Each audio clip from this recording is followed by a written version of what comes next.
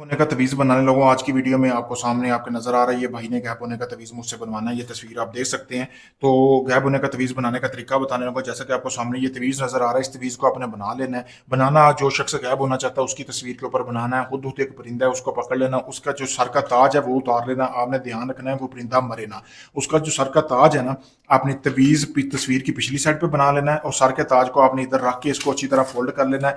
और 7 रोज तक आपने इसको एक ऐसी जगह पे दफन करना है जहाँ पे सूरज या चांद वगैरह की रोशनी ना जाती हो। और 7 रोज तक वहां पे आपने एक बकरी लेनी है, बकरी का आपने रोजाना दूध डालते जाना है, ठीक है। उस जगह पे थोड़ा सा 1 पाव रोजाना दूध लेना है, वो डालते जाना है।